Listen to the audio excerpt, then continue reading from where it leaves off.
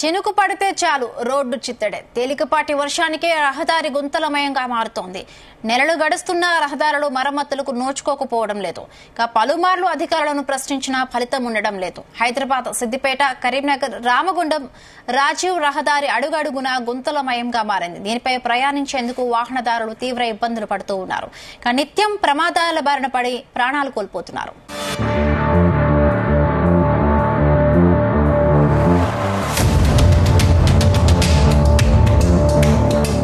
నిత్యం వాహనాల రాకపోకలతో రద్దీగా ఉండే రాజీవ్ జాతీయ రహదారి అధ్వాన్నంగా తయారైంది. హైదరాబాద్, సిద్దిపేట, కరీంనగర్, రామగుండంకు వెళ్లే 1వ నంబర్ జాతీయ రహదారి గుంతలమయంగా మారిపోయింది. తేలికపాటి వర్షానికి రోడ్డుపై వర్షం నీరు భారీగా నిలుస్తుంది. రోడ్డుపై ఎక్కడ చూసినా గుంతలే దర్శనమిస్తున్నాయి. దీంతో వాహనదారులు తీవ్రంగా ఇబ్బందులు పడుతున్నారు. రోడ్డు ప్రమాదాల బారిన పడుతున్నారు. రహదారి సరిగ్గా లేకపోవడంతో నిత్యం ప్రమాదానికి కారణమవుతున్న రాజీవ్ జాతీయ రహదారిపై జీన్యూస్ స్పెషల్ రిపోర్ట్.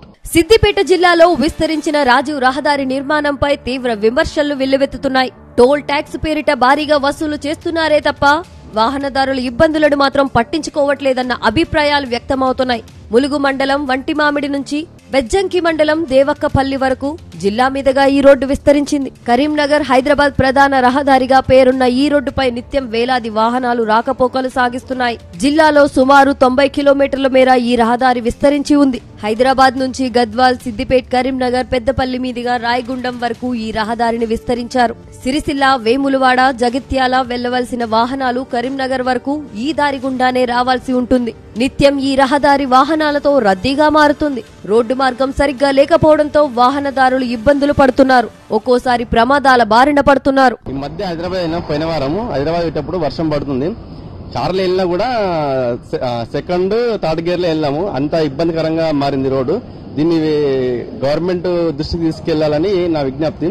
అలా వెళ్ళడం వల్ల ఏమైతుందంటే జనాలకు ఇబ్బంది అయ్యి యాక్సిడెంట్లు కావడం గానీ, దెబ్బ తాగడం గానీ, స్కిడ్ అయి పడవడం గానీ, ఆ గుంతలు కూడా ఏర్పడతలేవు. వాటర్ అందులో నీళ్లు నిలిచి ఇది గవర్నమెంట్ చూసి దృష్టికి తీసుకెళ్లి గవర్నమెంట్ పట్టించుకొని కొంచెం గుంతలు పూడ్చాలని మనవి. రహదారిపై గుంతలు ఏర్పడటంతో వాహనాల వేగం హఠాత్తుగా తగ్గించాల్సి వస్తుంది. దీంతో వెనుకనున్న వాహనాలు ఢీకొడుతున్నాయి. ఒక్కోసారి గుంతలను తప్పించే క్రమంలోనూ వాహనాలు డివైడర్లను ఢీకొట్టడం, లేదంటే రోడ్డు దిగిపోవడం జరుగుతున్నాయి. గుంతలపై ప్రయాణం కారణంగా వాహనాలు దెబ్బతింటున్నాయనే విమర్శలు కూడా లేకపోలేదు. జనవరి నుంచి ఇప్పటి వరకు రాజీవ్ రహదారి జిల్లా పరిధిలో 75 ప్రమాదాలు చోటు చేసుకున్నాయి. నెలలో సుమారు 10కి పైగా రోడ్డు ప్రమాదాలు జరుగుతున్న మంది మరణించగా 96 మంది గాయపడ్డారు. గాయపడిన వారిలో శాశ్వత వైకల్యం పొందిన బాధితులు కూడా ఉన్నారు. ఓవైపు పోలీసులు తగిన చర్యలు చేపడుతున్నప్పటికీ వాహనాల వేగం అదుపులోకి రావడం లేదు. దీనికి తోడు గుంతల కారణంగా ప్రమాదాల సంఖ్య పెరగడానికి ఆస్కారం ఏర్పడుతుంది. నా పేరు శ్రీనివాస్. ఈ రాజీవ్ రహదారి హైదరాబాద్ నుంచి దాదాపు రామగుండం వరకు ఈ వర్షాలకు భారీ వాహనాలు పోతాయి కాబట్టి రోడ్డు మొత్తం గుంతలమయమైంది, పాడైపోయింది. అన్ని దశకులు గుంతలు ఏర్పడ్డాయి. ఈ గుంతల వలన ఈ వాహనదారులు ప్రమాదానికి గురై, రోడ్డు ప్రమాదానికి గురై ప్రాణాలు పోగొట్టుకోవడం జరుగుతుంది. ఈ రాజీవ్ రహదారిని అధికారులు పట్టించుకోవడం లేదు. ఈ టోల్ ప్లాజాలు వసూలు చేసే టోల్ ప్లాజాలు కూడా కనీసం వాళ్ళు టోల్ ప్లాజా వసూలు చేస్తున్నారు కానీ మరి రోడ్డు మరమ్మతులు చేసి ప్రజలకు ఇబ్బంది కాకుండా చూస్తలేరు. వెంటనే ఆ రోడ్డు మరమ్మతులు చేసి గుంతలు పూడ్చినట్టయితే ఈ ప్రమాదాలు జరగకుండా ఉంటాయి. మరి ఈ వర్షానికి ఇంత పెద్ద రోడ్డే ఇట్లా గుంతలమయం అయితే, ఇంత పెద్ద గుంతలు అయితే, ఇంత పెద్ద రోడ్డే ఇట్లా అయితే మరి పల్లెటూర్లలో ఏ విధంగా ఉంటాయో మనం అర్థం చేసుకోవాలి. పల్లెటూర్లో కూడా రోడ్లు చాలా అస్తవ్యస్తంగా ఉన్నాయి.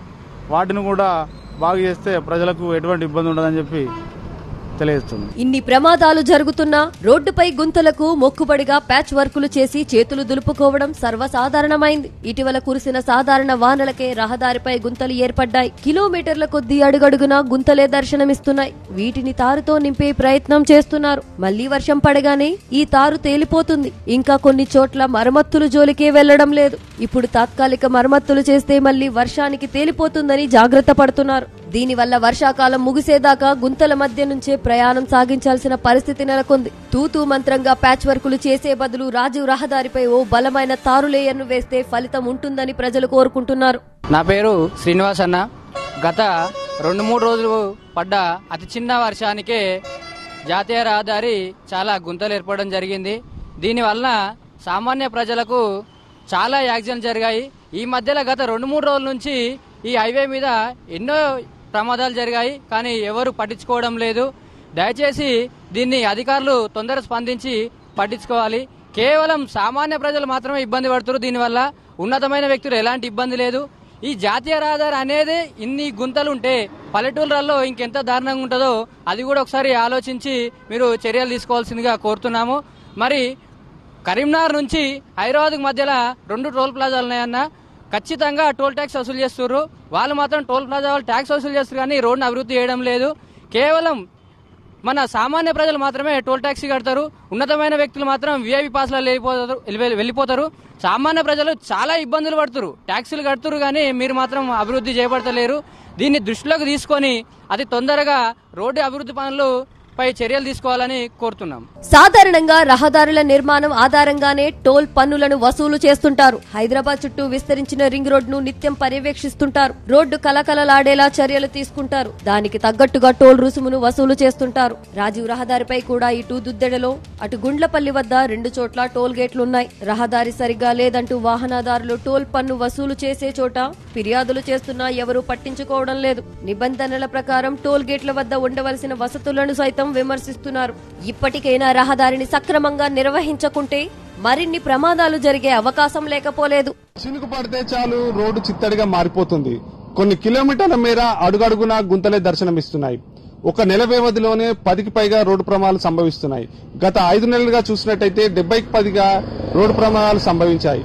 ఇకనైనా R&B అధికారులు స్పందించి రాజీవ్ జాతీయ రహదారికి మరమ్మతులు చేపించాలని, ప్రమాదాల బారి నుంచి తప్పించాలని వాహనదారులు కోరుతున్నారు.